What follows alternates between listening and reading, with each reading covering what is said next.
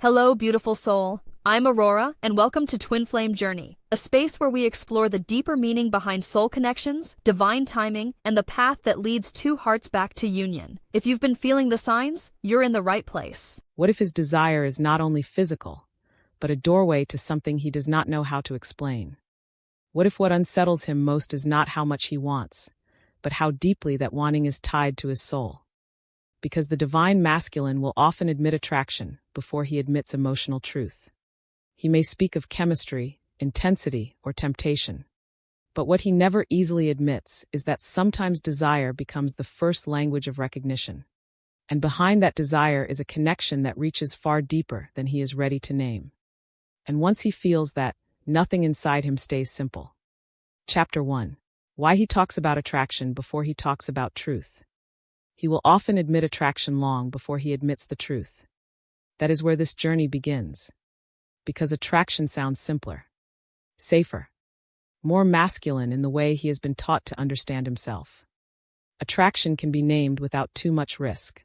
It fits inside language he already knows how to use. Chemistry, pull, desire, temptation, strong connection. Those words let him stay close to what he feels without having to step all the way into the deeper emotional territory underneath. But truth is different. Truth asks more of him. Truth asks him to admit that what he feels is not only physical, not only momentary, not only exciting. Truth asks him to admit that sometimes desire becomes the first sign of something deeper, something emotionally unsettling, spiritually charged, and difficult to contain inside the old version of himself. That is much harder to say. So he starts with attraction. Not necessarily because he is lying, but because attraction is easier to survive. He can say, I want her. That feels manageable. It is much harder to say, she reached a part of me I do not know how to protect anymore. That is the hidden truth of Chapter 1. The divine masculine often speaks the language of attraction before he speaks the language of emotional truth, because attraction lets him keep some sense of control. Attraction sounds immediate, practical, contained inside the body. It allows him to acknowledge intensity without having to reveal just how deeply that intensity may already be affecting his heart, his mind, his sense of self. This matters because many people misunderstand the early language of desire. They assume that when he talks in terms of attraction, that is all he feels. That if he names chemistry, then it must only be chemistry. That if he stays close to desire and avoids deeper language, the connection must be surface level. But often, that is not what is happening at all. Sometimes attraction is the first mask truth wears. Sometimes desire is the only doorway he knows how to walk through at first. Because desire is easier to admit than vulnerability. Easier to admit than tenderness. Easier to admit than the terrifying possibility that what he feels is not just a strong pull, but the beginning of emotional recognition. That recognition can shake him. Why? Because desire still allows him to remain partly defended. He can want someone without fully confessing what that wanting awakens. He can stay in the language of attraction and avoid naming the softer, riskier layers beneath it. The emotional need, the tenderness, the way the connection lingers in silence, the way it quietly begins changing his inner world. That is why he talks about attraction first. Attraction is acceptable. Truth is exposing. Attraction says, I feel something strong. Truth says, I may already be more affected than I want to admit. Attraction says, this is desire. Truth says, this desire may be tied to something much deeper. Something that reaches beyond the body into the soul. That is where things stop being simple. Because once desire is connected to the soul, it is no longer just desire. It becomes emotionally loaded, spiritually disruptive. A kind of inner awakening disguised, at first, as attraction. And if he is not ready for that depth, he will keep speaking from the safer surface. He may emphasize chemistry, intensity, how strong the pull feels, all the while avoiding the deeper truth that the pull is changing him. That is the part he rarely says right away. He rarely says that he keeps replaying the energy afterward, that he feels emotionally stirred in ways he cannot easily explain. That desire has become mixed with longing, tenderness, fear, and the quiet awareness that this is not as simple as he hoped it would be. Why does that matter? Because the way a man names what he feels often reveals what he can emotionally tolerate, not the full depth of the feeling itself. The divine masculine may genuinely believe he is only talking about attraction, when in reality, attraction is the only part of the experience he can safely translate into language without feeling too exposed. It is the layer he can handle, the layer that still sounds like strength, the layer that does not force him to say, "This connection got under my skin and into my soul." That sentence is much harder, because once he admits that, he must also face what comes with it. The loss of emotional distance, the fear of being changed, the fear of wanting someone in a way that no longer feels optional or easy to control. That is why attraction becomes his first vocabulary. It gives him a place to stand while the deeper truth forms underneath. This does not mean he fully understands what is happening. Often he does not. He may only know that the desire feels stronger than usual, stranger than usual, more emotionally charged than something purely physical should feel. He may sense that his body is responding, yes, but also that his inner life is being moved in ways he cannot yet sort out clearly. He may ask himself questions he does not say out loud. Why does this attraction feel heavier than attraction usually feels? Why does it stay with me after the moment passes? Why does wanting her make me feel emotionally exposed, not just physically drawn? These are not casual questions. They are signs that attraction is already becoming truth. This is why the beginning of the story can be so confusing. Outwardly, he may still sound like a man talking about desire. Inwardly, he may already be standing at the edge of something much deeper. Something he cannot yet comfortably name without feeling that the ground beneath his identity is shifting. Because truth changes the stakes. If it is only attraction, he can manage it. If it is more than attraction, then he may have to admit that this connection matters to him in ways that could alter his sense of control. That is what he is trying to avoid when he stays in the language of desire.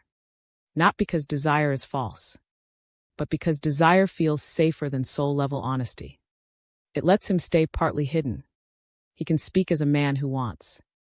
It is much harder to speak as a man who is already emotionally involved, already inwardly marked, already beginning to feel the subtle fear that comes when desire is no longer simple and the soul is beginning to awaken underneath it.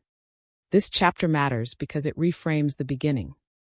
The divine masculine is not always hiding because he feels nothing deeper. Sometimes he is hiding because he feels something deeper than he knows how to say. Attraction becomes the acceptable front door to an experience that is already opening hidden rooms inside him. He starts where he can. He names what sounds manageable. He admits what does not yet destroy the image of being composed and self-contained. But the deeper truth is already forming. And once truth begins forming behind desire, the next layer appears. Because strong attraction is rarely just about the body when the soul has been stirred. Sometimes desire is the very first signal that emotional awakening has already begun. That is where we go next. If this chapter spoke to you, stay with me for chapter 2. Because next we are going deeper into the hidden link between desire and emotional awakening, and why what feels like chemistry at first can quietly become the beginning of something that changes him from the inside out. Chapter 2.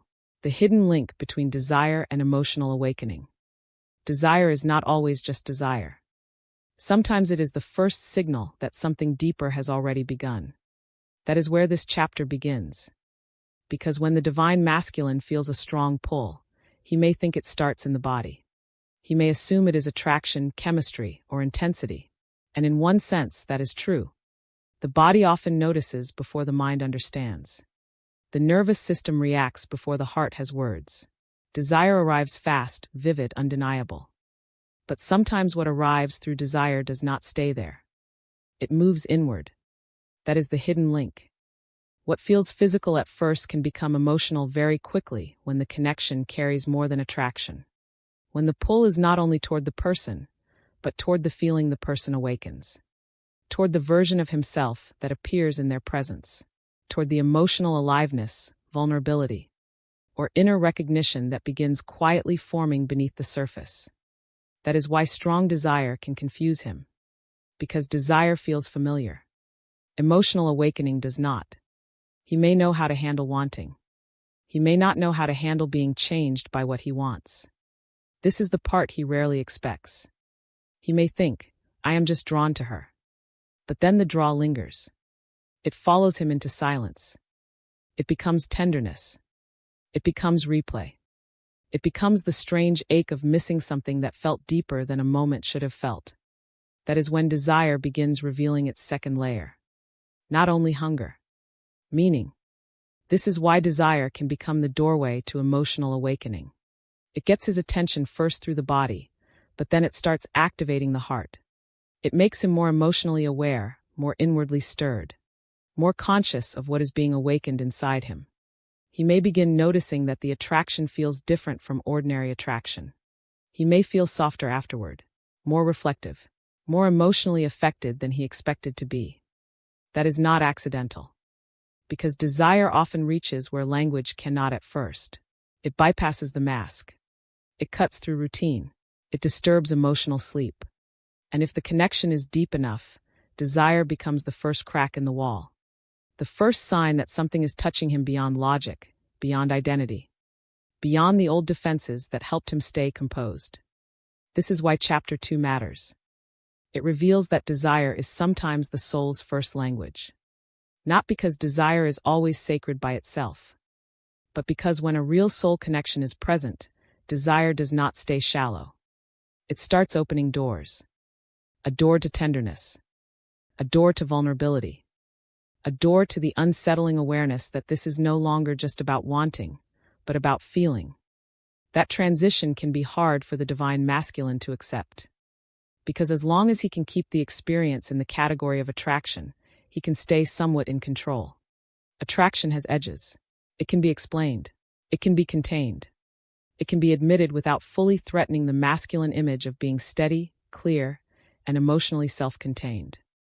But emotional awakening changes the shape of the experience. Now he is not only wanting her.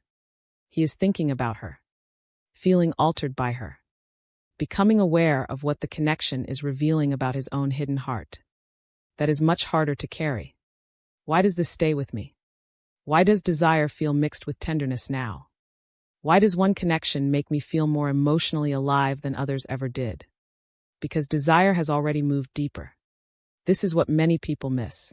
They think emotional awakening begins with a confession, a breakdown, a visible shift. But often it begins much earlier, in the private place where desire stops feeling simple. In the moment he realizes that what he feels is no longer only physical. It has become personal, reflective, vulnerable. It has started involving memory, longing, fear, and the dawning recognition that the connection is touching something old and sacred inside him. That can be frightening, because desire alone does not threaten identity. Emotional awakening does. Once desire begins stirring emotional truth, he may start noticing things that disturb his old self. He may feel more attached than he wants to admit, more emotionally responsive than he is used to being, more affected by distance, silence, or tenderness than someone in pure desire should be. That is the clue. When desire starts carrying emotional consequence, awakening is already happening. He may still call it chemistry, still call it attraction, still try to reduce it, but inwardly something has shifted. He is no longer only feeling pulled. He is becoming emotionally involved. And involvement changes the energy. Desire says, I want to move toward this. Awakening says, this is moving through me. Desire can be intense and still pass. Awakening leaves a trace. It stays after the moment ends. It colors silence. It deepens memory. It makes ordinary life feel slightly different because something inside him has been stirred awake. This is why the hidden link between desire and emotional awakening is so important. It explains why the divine masculine may seem confused by the intensity of what he feels. He may believe he is only dealing with attraction while secretly experiencing the early stages of something much deeper. Something that is already reshaping how he sees closeness, vulnerability, and himself. And the body often knows this before the ego does. The body reacts. The heart opens. The mind scrambles later. That is why desire can feel like both pleasure and disruption. It brings warmth, yes, but also instability. Not because wanting is wrong, but because the wanting is opening a part of him that no longer wants to stay hidden. A part that remembers what it feels like to be alive, emotionally reached, spiritually stirred. A part that has been asleep beneath function, control, and the old masculine script of staying unreadable. This is why he may start pulling away from what he also wants. Because once desire becomes awakening, it stops feeling easy. It becomes charged with vulnerability. It begins asking him to feel more honestly than he has been taught to feel. It begins inviting him into a version of masculinity that includes tenderness instead of fighting it. And that is exactly where fear begins entering the story. Because desire may be familiar. Soul recognition is not. That is where we go next. If this chapter spoke to you, stay with me for chapter 3. Because next we are going deeper into why soul connection frightens him more than desire. And why the part of him that can handle attraction may still panic when attraction starts turning into truth. Chapter 3. Why soul connection frightens him more than desire. Desire can feel intense. But soul connection feels dangerous. That is the truth he rarely says out loud. Because desire, by itself, is something he can often understand. It has movement, heat, pull, urgency. It belongs to a language he already knows how to speak. He can admit attraction. He can admit chemistry. He can even admit wanting someone strongly without feeling like his entire inner world is being threatened. But soul connection is different. Soul connection does not only make him want. It makes him vulnerable. It makes him reflective. It makes him aware that the pull is reaching beyond the body and into parts of him he does not know how to control. That is what frightens him. Not the intensity of desire alone, but the depth beneath it. Because desire can still feel manageable if it stays on the surface. It can be exciting without being transforming. It can be powerful without forcing him to confront who he is, what he fears, what he has buried, and how deeply he can actually be affected by another human being. Soul connection changes the stakes. Now it is not only, I want her. Now it becomes, why does this feel like it is touching my whole being? That question is much harder to carry. Because once desire becomes tied to soul connection, the experience is no longer simple. It becomes emotionally exposing, spiritually disruptive, psychologically revealing. It starts showing him things about himself that the old masculine identity would much rather keep hidden. His tenderness, his longing, his need to be truly seen, his fear of what happens if he lets that need become real. This is why soul connection frightens him more than desire. Desire still lets him feel powerful. Soul connection reminds him that he can be changed. And being changed is not always what the old self wants. The old self wants control, predictability, distance if needed, the ability to enjoy a connection without letting it fully rearrange the emotional architecture underneath. But soul connection does not ask permission to go that deep. It enters quietly, then completely. It stays with him after the moment. It alters the emotional atmosphere of his life. It makes silence feel full. It makes absence ache. It makes ordinary attractions start feeling insufficient by comparison. That is why he may become scared without fully understanding why. He may think, this is just desire. But then the desire lingers, deepens, begins carrying tenderness, memory, and emotional consequence. Now he is not only attracted, he is marked. That is a very different experience. Because being marked means the connection now lives inside him in a way he cannot easily undo. He may try to reduce it, explain it, stay logical about it. But soul connection keeps returning through feeling, through the body, through the heart, through the quiet sense that this is no longer something he can place neatly into a temporary category. And that is what scares him. Not that he wants, but that what he wants may mean something sacred. This is where the divine masculine often begins to split. Part of him moves toward the connection because it feels real. Another part pulls back because real means risk. Real means he can lose something. Real means he can be hurt. Real means he can no longer pretend he is mostly untouched. That is the difference between desire and soul connection. Desire can stay in the present. Soul connection creates future weight. It makes him think differently, feel differently, carry the connection differently. He may begin noticing that he is more emotionally affected than he expected to be, more vulnerable to silence, distance, tenderness, and memory, more aware that this connection is not simply exciting him, but revealing him. That revelation is where fear begins. Because revelation asks for honesty. It asks, what if this matters more than you want to admit? What if this is not just chemistry, but recognition? What if what frightens you is not desire itself, but how deeply your soul already knows? These are not small questions. They shake identity. Because the divine masculine may know how to live as a man who desires. He may not know how to live as a man whose soul has been touched. One sounds strong, simple, understandable. The other sounds vulnerable, mysterious, and impossible to manage with the same old rules. That is why he often stays in the language of desire longer than he stays in the truth of the connection. Desire gives him a role. Soul connection removes the mask. It shows him where he is still guarded, where he is still afraid of being emotionally seen, where he still believes control is safer than surrender. This is why soul connection can feel frightening even when it feels beautiful. Beauty is not the issue. Exposure is. Because once he feels soul-level recognition, he may start realizing that the connection is touching his deepest emotional wiring.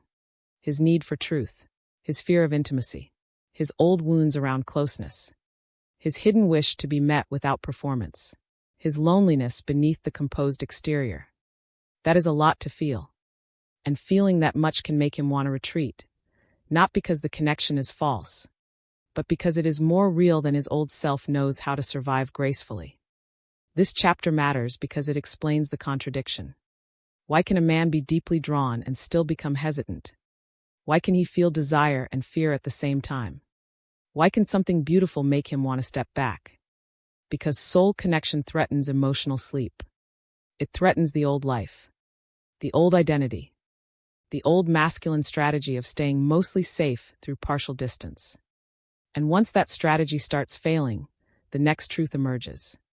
He may never say it clearly at first, but inside, he begins realizing that this is affecting him far more deeply than he has allowed anyone to know. That is where we go next. If this chapter spoke to you, stay with me for chapter 4.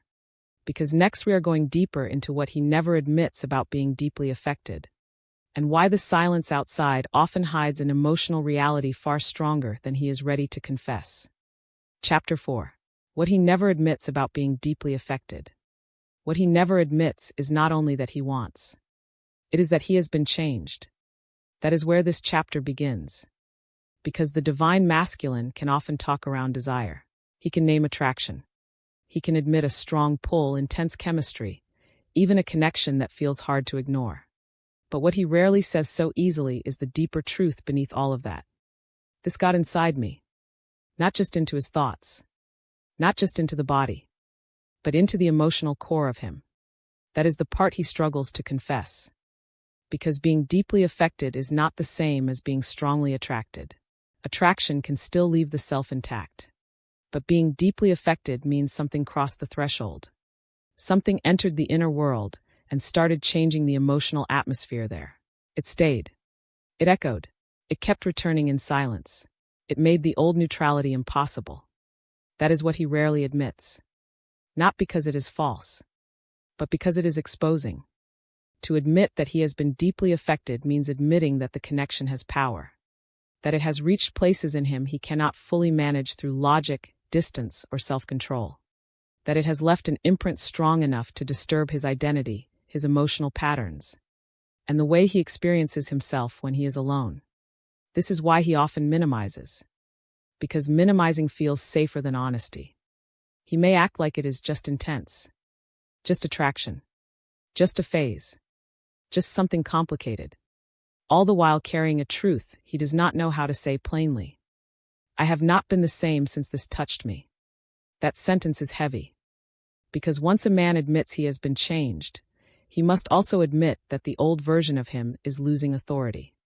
The old version that knew how to stay self-contained. The old version that could keep desire at a safe distance from the deeper heart.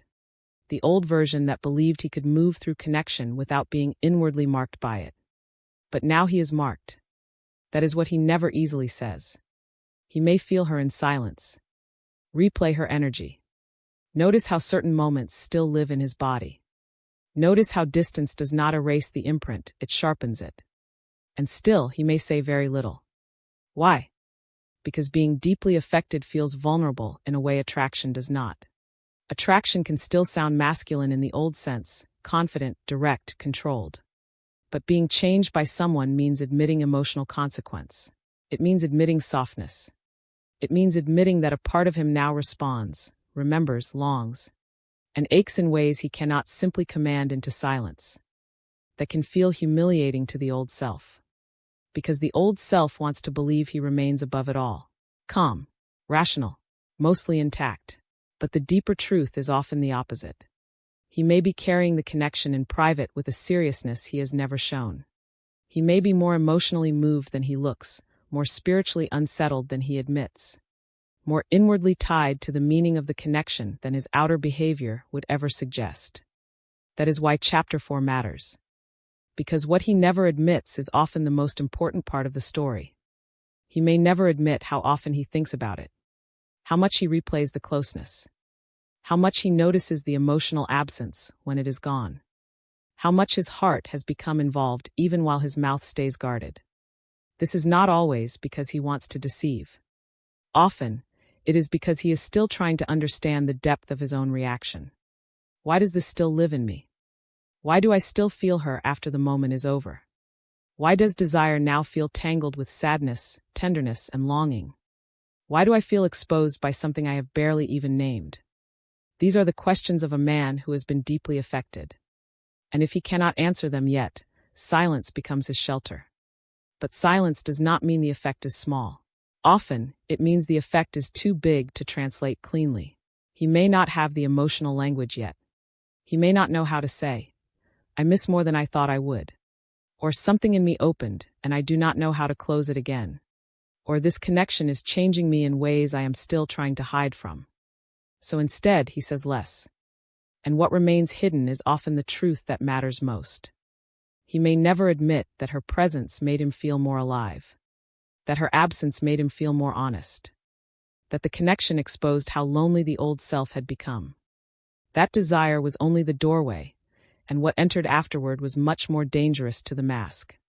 Dangerous because it made him feel not just passion, but need, not just longing, but attachment, not just chemistry, but the terrifying possibility that his soul had recognized something before his pride was ready to accept it. This is why he rarely says it directly. Because to admit being deeply affected is to admit emotional dependence in some form. Not dependency in an unhealthy sense, but the simple human truth that another person's energy, presence, or absence now matters enough to alter his inner state. That is hard for many divine masculines to carry openly. They may allow themselves desire. But being changed? That is another threshold. Because being changed means the old control has limits. It means the heart cannot always be contained. It means the connection was not casual, even if he tried to keep it in a casual category. That is what he never admits. And yet, the body often tells the truth first. His energy shifts. His silence gets heavier. His distance feels emotionally charged instead of neutral. His attempts to appear unaffected start costing him more than before. These are the signs of someone deeply affected, even if the words never come yet. That is why the outside and inside can look so different. Outwardly, he may still act careful, measured, emotionally restrained. Inwardly, he may be carrying a storm of meaning, feeling, and recognition that grows stronger precisely because he is trying not to reveal it. That split is exhausting, and it eventually forces another question to rise. If this is affecting me so deeply, why am I still trying to treat it like something simple? That question marks the next stage. Because once he begins to sense that being deeply affected is the truth underneath the desire, then desire itself starts changing. It stops feeling clean and easy. It becomes tangled with tenderness, soul recognition, fear, and the ache of emotional consequence. That is where we go next.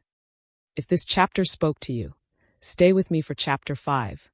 Because next we are going deeper into when desire stops feeling simple, and why what once seemed like attraction can become one of the most emotionally complicated truths he has ever had to face. Chapter 5. When desire stops feeling simple. Desire is easy to name when it stays shallow. It becomes difficult the moment it starts carrying the weight of the soul.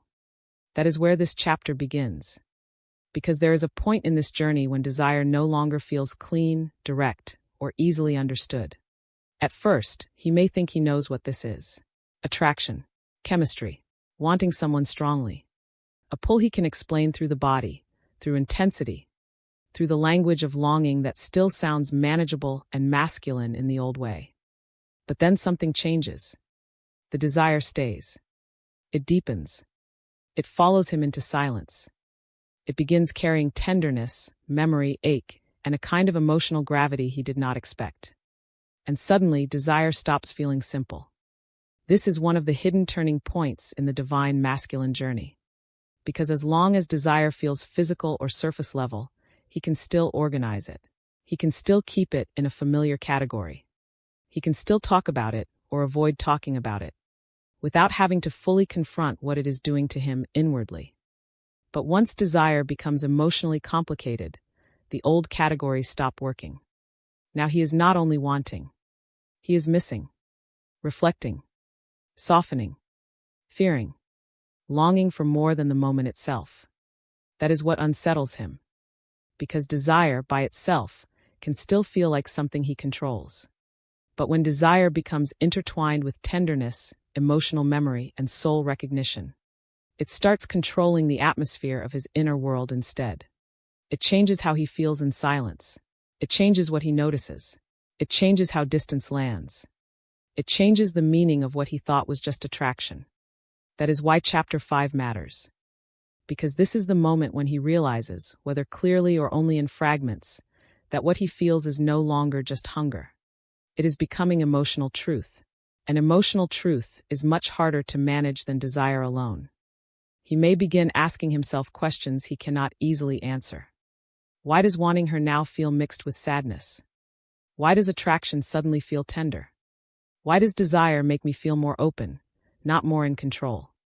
Why does one connection feel like it carries more emotional consequence than it should? Those are not questions of lust alone. They are questions of awakening. Because when desire stops feeling simple, it is often because something deeper has entered it. Soul connection, emotional recognition.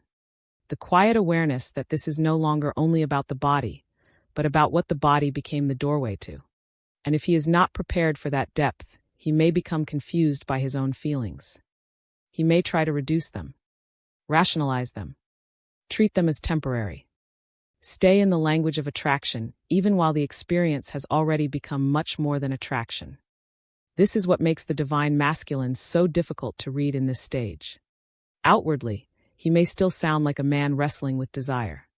Inwardly, he may already be struggling with tenderness, attachment, and the fear of how deeply the desire is now tied to his heart.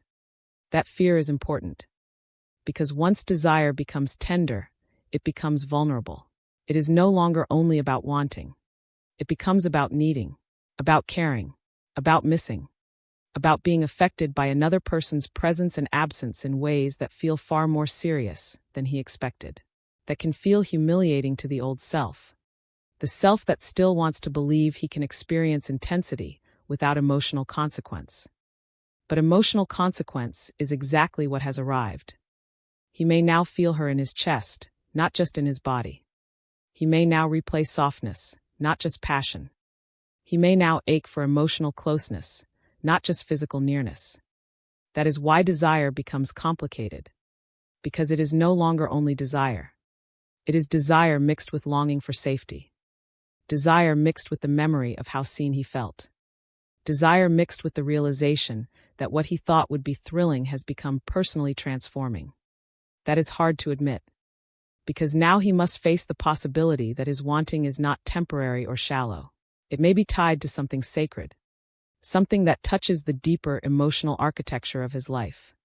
something that reveals how much he has been living in emotional restraint until this connection woke up the part of him that can no longer stay comfortably hidden.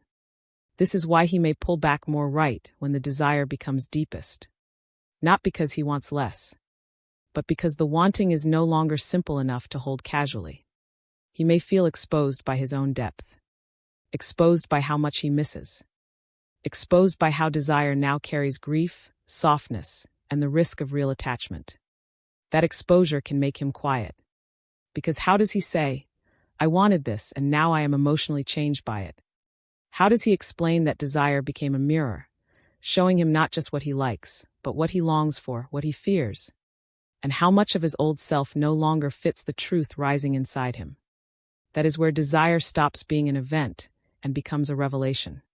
A revelation of his capacity for emotional intimacy. A revelation of his fear of vulnerability. A revelation that the soul may already be involved even while the ego is still trying to call it attraction. This is why the stage can feel so intense. The body is saying yes. The heart is saying this matters. The old self is saying this is too much.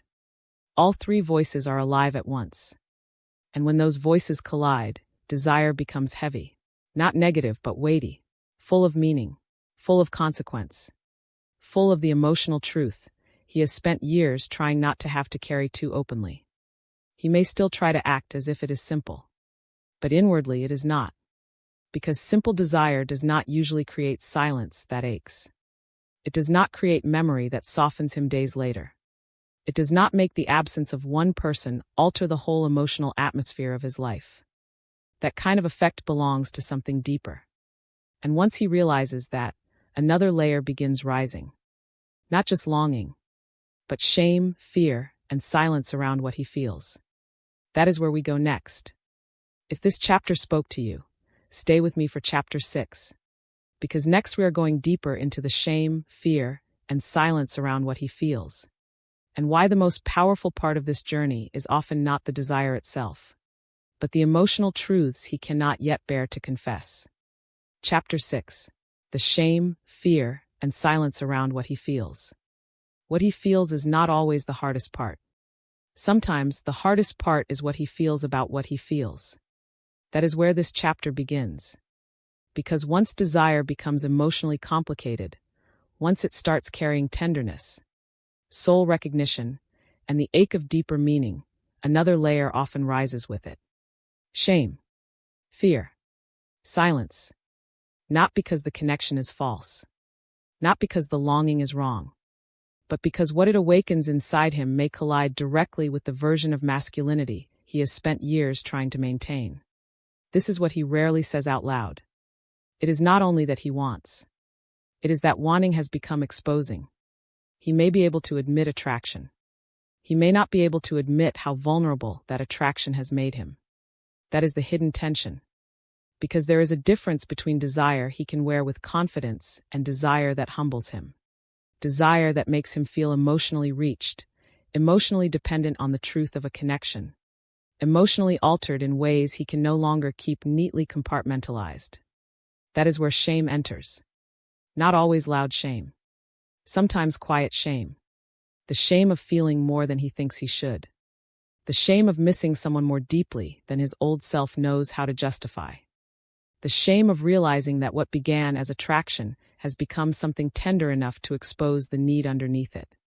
This can feel deeply threatening to the old masculine identity. Because many divine masculines have been taught, directly or indirectly, that wanting is acceptable, but needing is dangerous. Attraction can sound strong. But longing, softness, dependence on emotional closeness, those things can feel much riskier. They seem to challenge the image of being self-contained, emotionally steady, and mostly untouched. So when desire begins revealing those deeper layers, he may not only feel overwhelmed. He may feel ashamed. Ashamed that this matters so much. Ashamed that the silence hurts. Ashamed that he cannot simply move on or reduce the connection to something manageable. That shame makes the silence heavier.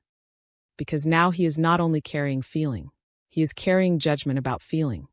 He may not consciously say, "I am ashamed," but inwardly, the energy can sound like this. Why am I this affected? Why can I not control this better?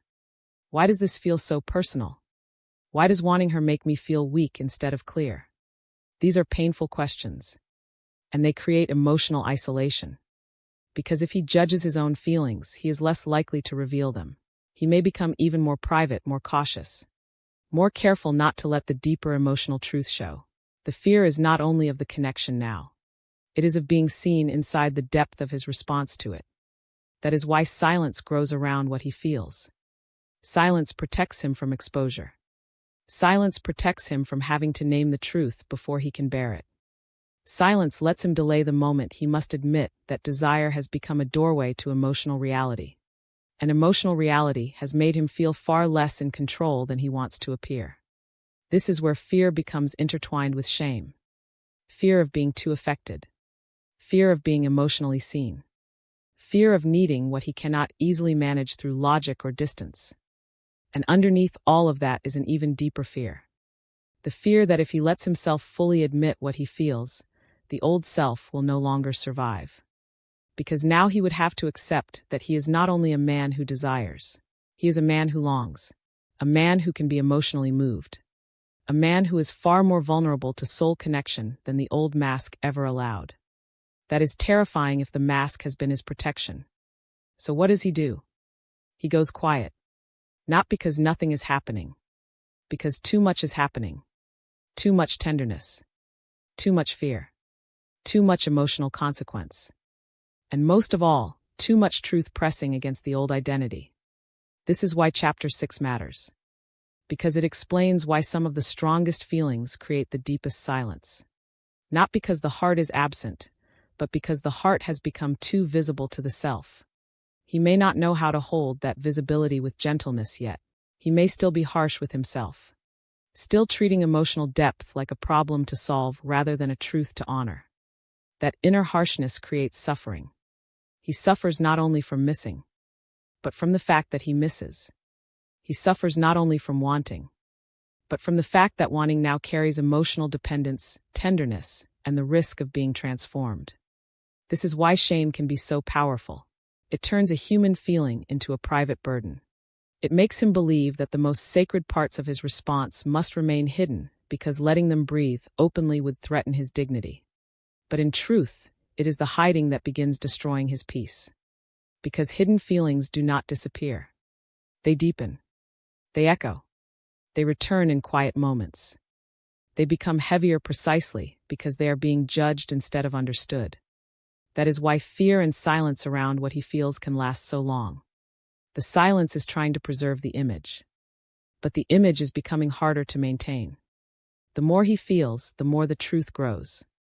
The more the truth grows, the more silence starts hurting him too. That is the sacred tension of this chapter. He is no longer only afraid of the connection. He is afraid of what the connection has revealed about him. And yet, that revelation is also the beginning of healing. Because once shame becomes visible, it can begin losing power. Once he starts realizing that the real wound is not feeling deeply, but judging himself for feeling deeply, a shift begins. He starts seeing that the problem was never tenderness itself.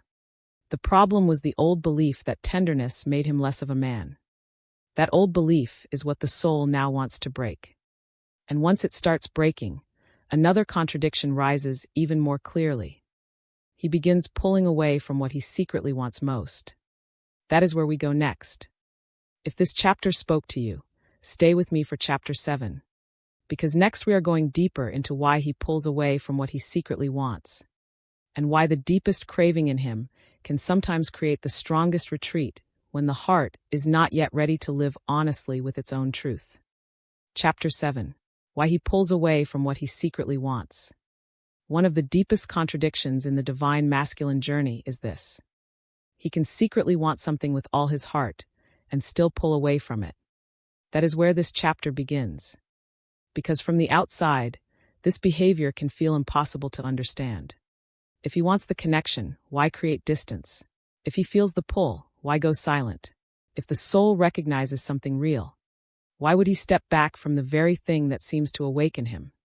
Because wanting is not the same as feeling safe enough to receive. That is the hidden truth.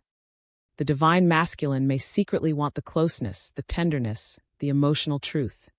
The way this connection makes him feel more alive, more seen, more real than the old guarded life ever could. But if what he wants also awakens fear, shame, vulnerability, and the risk of identity change, then desire alone does not automatically create movement toward it. Sometimes it creates retreat, not because the desire is weak, but because the desire is strong enough to threaten the old self. This is one of the most painful patterns of all. The thing he wants most can become the thing he fears most. Because once he admits he wants it, really wants it, not just the attraction, not just the excitement, but the depth, the presence, the emotional intimacy, then he has to face what that wanting asks of him. Honesty, openness, the surrender of control, the possibility that he cannot remain who he has been if he allows himself to fully step toward what his soul is craving. That is terrifying, because the old self often says, do not move closer to what can change you. Do not reach for what can expose you. Do not admit how much you want something that could reveal how human, tender, and emotionally alive you really are. So he pulls away. Not because he wants less, because he wants more than he feels ready to survive. That is the contradiction. He may crave the softness, and fear the softness. He may long for the connection, and fear what the connection is asking him to become. He may ache for emotional safety, and still not trust himself enough to stay open inside it. This is why pulling away is often misread. People see the distance and assume the desire must not be real. But often the opposite is true. Sometimes he pulls away precisely because the desire has become too real to treat casually. It is no longer a passing attraction. It is now tied to emotional consequence, soul recognition, and the collapse of the old protective identity. And that makes the stakes feel much higher. If this is just chemistry, he can manage it. If this is soul-level truth, he may have to surrender to it. That is where retreat begins. Because secretly wanting something sacred is one thing. Becoming the man who can openly receive it is another. The divine masculine may know what he wants in quiet moments. He may feel it in his chest, in the ache of silence, in the way the connection stays with him after the moment ends. He may know he wants more closeness, more truth, more safety, more emotional depth than he is willing to admit outwardly. But wanting it inwardly and moving toward it outwardly are separated by fear. Fear of being seen. Fear of losing control. Fear of becoming dependent on something he cannot reduce or explain away. That fear does not erase the desire. It complicates it. So now he is living with both. Longing and resistance. Craving and retreat. Truth and self-protection. This creates enormous inner tension. And tension can make a man do confusing things. He may feel himself wanting to reach out, then stop. Wanting to stay close, then go silent. Wanting to be honest, then hiding behind practical reasons, timing, or emotional caution. Why?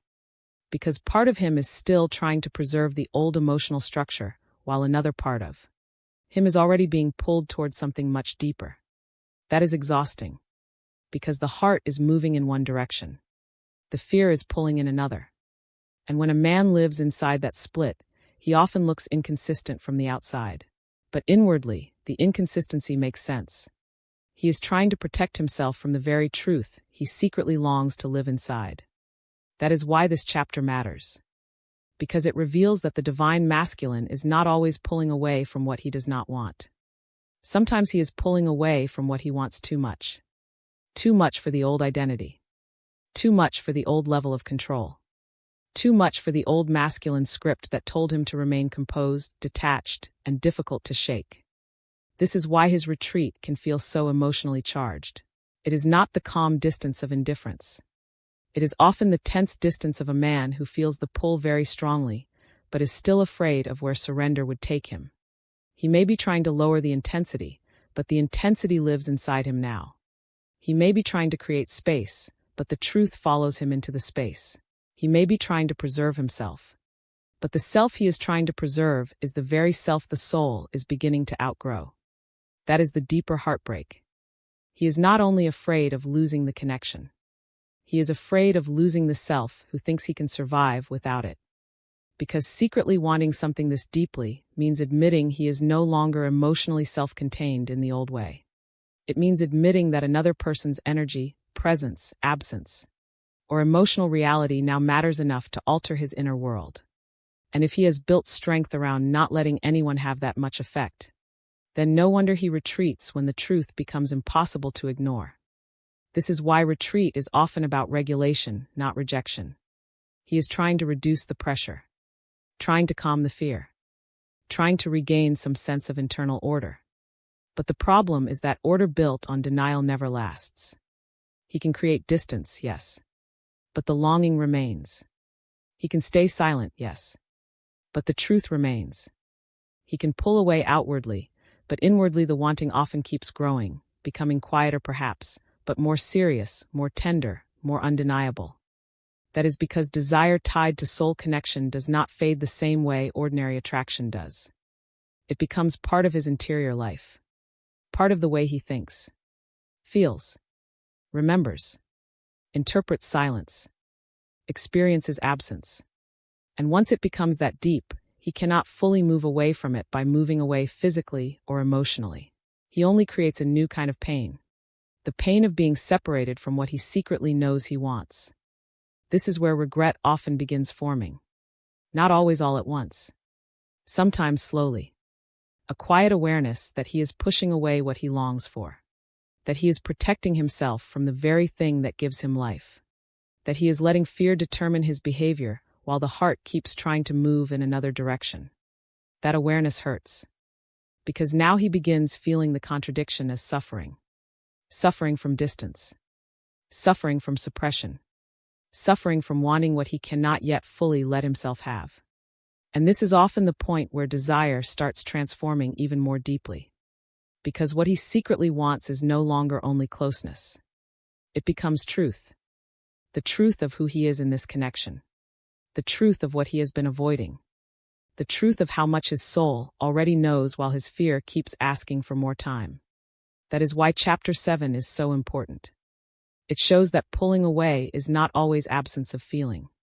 Sometimes it is feeling that has become too sacred, too exposing, too life-changing for the old self to receive without resistance.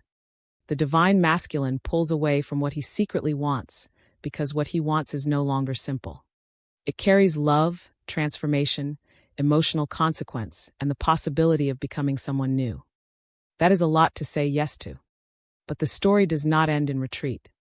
Because once desire is tied to truth strongly enough, it eventually becomes a mirror of his soul, his fear, his longing, his unhealed places, his hidden emotional depth. And once desire becomes that mirror, he can no longer keep pretending it is just attraction. That is where we go next. If this chapter spoke to you, stay with me for Chapter 8. Because next we are going deeper into how desire becomes a mirror of the soul. And why what he tries to call chemistry often turns out to be one of the deepest reflections of who he really is. Chapter 8. How desire becomes a mirror of the soul. There comes a point when desire is no longer only desire. It becomes revelation. That is where this chapter begins. Because what he tries to call chemistry, attraction, or intensity can eventually become something far more difficult to dismiss. It becomes a mirror. Not only of what he wants, but of who he is, who he has been, who he has hidden, who he is becoming beneath the silence, the fear, and the old identity that taught him to survive through control. That is why desire can become so unsettling. At first, desire feels external. He wants someone, feels pulled, feels stirred, feels alive. But when desire deepens in the presence of a soul connection, it stops pointing only outward. It begins pointing inward. It shows him what he longs for beneath the surface, what he has been avoiding, what emotional truths have been buried beneath the old masculine script of staying composed, detached, and difficult to read. That is what mirrors do. They do not create the truth. They reveal it. And desire, when it is linked to soul connection, becomes one of the clearest mirrors he will ever face. Because what he wants in that connection is rarely only physical. The body may notice first, yes. But the deeper the desire becomes, the more it starts reflecting his tenderness, his unmet needs, his emotional hunger, his fear of vulnerability, and the quiet ache of wanting more truth than his old self knows how to tolerate. This is what he rarely expects. He may think desire is just a force pulling him toward another person. But in time, the desire starts showing him his own inner landscape. It shows him what safety feels like when he experiences it. It shows him how much he longs to be met without having to perform. It shows him how deeply he misses emotional aliveness when he returns to ordinary life after the connection has stirred him. That is why desire becomes a mirror of the soul. Because it reflects not only what he feels in the moment, but what his soul has been starved for. Connection, safety, recognition, tenderness without shame. A kind of intimacy that reaches beneath the mask and into the hidden self. When a man sees that reflected back to him, something changes. Now desire is no longer simple. It has meaning. It begins showing him why certain connections disturb him more than others. Why some moments linger. Why some people stay in his system long after the outer contact is gone. Why the ache of absence feels bigger than attraction should feel. Why silence becomes emotionally loud instead of calm. Because the desire is not only about getting closer to someone else. It is about getting closer to himself. That is the real shock.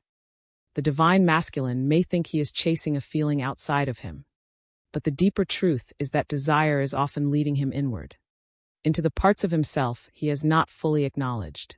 Into the wounds beneath the craving. Into the tenderness beneath the passion. Into the version of him that is tired of living only through defense. That can be frightening. Because mirrors do not only show beauty. They show contradiction. Desire may show him how much he wants closeness. It may also show him how much he fears it. It may show him his capacity for tenderness. It may also show him the shame he still carries around tenderness. It may show him that he wants something real. It may also show him how much of his identity is still organized around avoiding exactly that kind of reality. This is why soul-connected desire can feel almost unbearable at times. It is not only stirring his body. It is exposing his soul. And the soul is not easy to hide from once it has been stirred awake. He may begin seeing that what he called attraction is actually tied to old wounds. The wound of not feeling emotionally safe. The wound of having to be strong too early. The wound of longing for closeness while mistrusting what closeness does to him. The wound of wanting to be seen while fearing what it will cost if he is truly seen. That is sacred confrontation. Because now desire is not just a pull. It is a teacher. It is teaching him where he is still closed. Where he is still afraid. Where he is still pretending he wants less than he does. Where he is still trying to preserve a version of himself that no longer fits the truth of what the connection has awakened. This is why he may become quieter after strong desire. Not because desire is fading, but because the mirror is showing him too much. It is showing him how deeply he can feel, how emotionally available he becomes beneath the armor. How much of his old identity is built around not admitting the very thing the desire is now making impossible to deny. That can humble him. Because once desire becomes a mirror, he can no longer comfortably reduce it. He can no longer say, it is only attraction, if the attraction is revealing loneliness. He can no longer say, it is just chemistry, if the chemistry keeps breaking open grief, longing, softness, and a strange sense of soul-level recognition. He can no longer call it simple if it keeps changing how he understands himself. That is why the mirror matters. It forces honesty. Not always spoken honesty at first, but inner honesty. The honesty of realizing that this connection is affecting him in ways he cannot casually explain. That the desire is reflecting not just excitement, but truth. Truth about what he values, what he misses, what he secretly hopes for. What kind of love he may be ready for at the level of soul, even if the old self is still afraid to admit it. This chapter matters because it reveals the deeper function of desire in spiritual connection. Desire is not only there to tempt him or excite him. Sometimes it is there to wake him up, to reveal what has been hidden, to show him the distance between the man he appears to be and the man he actually is underneath the defenses. And that revelation changes everything. Because once a man sees his soul in the mirror of desire, he cannot fully go back to unconscious wanting. He may still resist, still pull away, still try to simplify what he feels. But inwardly, he knows now that something larger is happening. He knows this is not only about the body, not only about passion, not only about the moment. It is about meaning. That is where the next shift begins.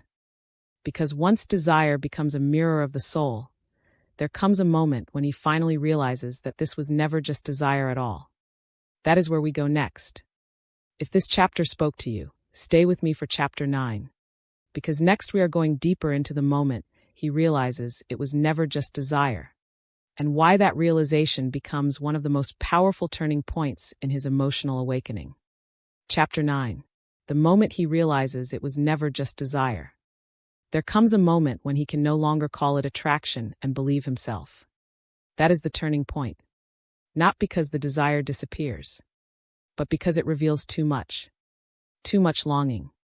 Too much tenderness. Too much emotional consequence. Too much inner change for the old language to keep holding. This is where the divine masculine begins to realize it was never just desire. At first, he may have tried to keep it there, in that simpler category: chemistry, pull, passion, a strong connection, yes, but still something he could frame as intensity rather than transformation. That framing gave him distance. It let him stay in a masculine role he understood. The one who wants. The one who feels the pull. The one who can remain mostly in control, even while desire moves through him. But eventually, the truth outgrows the category. Because desire alone does not usually linger like this. It does not usually change the emotional weather of his life. It does not usually turn silence into ache, distance into revelation, and memory into something that feels almost sacred. That is when the realization starts forming. This is affecting me too deeply to be simple. This is staying with me too strongly to be casual. This is changing how I feel, think, and carry myself in private. That is not just desire. That is recognition. Recognition of the soul. Recognition of emotional truth. Recognition that what he thought was a physical doorway has opened into a much deeper room. This realization can be destabilizing. Because once he sees that it was never just desire, he must also face everything that comes with that truth. He must face that the connection has touched his identity, not just his senses, that it has stirred his heart, not just his body, that it has awakened fear, tenderness, longing, and emotional dependence on something he had hoped to explain away more easily. That is why this moment matters so much. It is the end of simplification. He can no longer honestly say, "I just want her," when what he really feels is, "Something in me has been deeply altered by her." He can no longer reduce it to chemistry when the chemistry has become grief and absence, peace in presence, and spiritual unrest in silence. He can no longer pretend it is temporary if it keeps returning with the same emotional weight, the same inner seriousness, the same refusal to fade. This is when the heart becomes undeniable. Not always spoken, but undeniable. He may still go quiet, still hesitate, still wrestle with fear. But inwardly, a line has been crossed. He knows now. He knows that desire was only the first layer. He knows that beneath the wanting was truth. He knows that what he has been calling attraction may actually be one of the deepest emotional awakenings of his life. That knowledge changes him. Because once a man realizes it was never just desire, he cannot keep living with the same innocence. The old patterns start feeling different. The old silence feels heavier. The old distance feels less honest. The old masculine image, the one built on being mostly untouched, begins to fail under the weight of what he now knows. That is why this chapter is so sacred. Because this realization is often the first truly irreversible shift. Before this, he could still argue with himself, still reduce, still rationalize. After this, the truth remains. He may try to avoid it, but he knows it. He knows the connection reached deeper than lust, deeper than chemistry, deeper than a passing emotional high. He knows it touched the soul. And once the soul has been touched, the real question is no longer, "What do I feel?" It becomes, "What kind of man do I become in the face of what I feel?" That is where the final truth begins rising. Because what he never says out loud is not only that desire opened the door. It is that soul connection is what remade him. That is where we go in the final chapter. If this chapter spoke to you, stay with me for chapter 10. Because next we bring everything together with the sacred truth he rarely says out loud. And why what began as desire may have been the very thing that led him back to his deepest self. Chapter 10. The sacred truth he rarely says out loud. In the end, what he never admits is not simply that he desired you. It is that desire was only the beginning. What he rarely says out loud is that sometimes desire is the first crack in the armor, but soul connection is what truly changes him. Desire may catch his attention. Desire may stir the body, awaken longing, create intensity, and make him feel alive in the moment. But when the connection is real, when it moves beyond attraction and enters the deeper chambers of his emotional life, something far more serious begins. He is no longer only drawn. He is being revealed. That is the sacred truth. Because what he never admits about desire and soul connection is that the deepest part of him knows the difference. He knows when something is only chemistry. He knows when something is only temporary hunger. And he also knows, even if he fights it, when desire has opened the door to something that reaches far beyond the body and straight into the soul. That is what unsettles him. Not simply wanting, but being changed by what he wants. Not simply feeling pulled, but realizing the pull has become emotional truth. Not simply craving closeness, but discovering that closeness has awakened tenderness, fear, longing, grief, memory, and the quiet awareness that he cannot return to the version of himself that existed before this connection touched him. This is why he goes silent. This is why he minimizes. This is why he calls it attraction when it already feels like revelation. This is why he retreats from what he secretly wants. Because if he says the full truth, then he must also face the full truth. He must face that this was never just desire. He must face that the connection entered deeper than he planned. He must face that the old masculine identity, the controlled one, the guarded one, the one who stays difficult to read, can no longer fully survive the amount of emotional honesty rising inside him. That can feel terrifying, but it is also holy. Because the soul does not awaken him to punish him. It awakens him to return him to himself. To the real self. The self beneath the silence. The self beneath the shame. The self beneath the old identity that taught him to survive through control, while the heart slowly disappeared behind the walls. What he rarely says is that desire may have been the beginning, but soul connection is what undoes the lie. The lie that he is untouched. The lie that emotional distance is strength. The lie that wanting deeply makes him weak. The lie that he can keep the heart asleep forever once something real has reached it. He cannot. And that is not his failure. That is his awakening. Because once the soul is involved, desire is no longer random. It becomes a teacher, a mirror, a threshold. It shows him what he longs for, what he fears, what he has buried, what kind of love he is actually capable of once the armor begins to crack. It shows him that what he called desire may have always been carrying a deeper message. You are not just wanting. You are remembering. You are being called. You are being changed. That is the truth he rarely says out loud. And maybe he does not say it because saying it would make everything real. It would mean admitting that the connection has already altered him. That his silence is not emptiness. That his retreat is not always lack of feeling. That his fear comes from how much the connection matters, not how little. But even if he never says it perfectly, the soul still knows. The soul knows when desire becomes devotion. The soul knows when attraction becomes awakening. The soul knows when what looked physical at first was actually the doorway to a much deeper emotional and spiritual transformation. And that is why this story ends with hope. Because what he never admits is not lost forever. Truth has its own timing. The heart has its own memory. And what is real does not disappear simply because it is hidden in silence for a while. So let this be the final message. If he has been deeply touched, the silence is not always the end. If the soul has been stirred, the old self cannot stay in power forever. If desire opened the first door, then truth will keep opening the rest. What he never admits may be the very thing that is changing him most. Not the wanting alone, but the soul connection inside the wanting. Not the intensity alone, but the truth inside the intensity. Not the attraction alone, but the awakening hidden inside the attraction. And when he finally stops running from that truth, he does not lose himself. He finds the self that was buried under fear. If this message spoke to your heart, write in the comments. It was never just desire. Like this video, subscribe to the channel, and share it with someone who needs this message today. Because sometimes the deepest truth is the one he says the least. And sometimes that truth changes everything.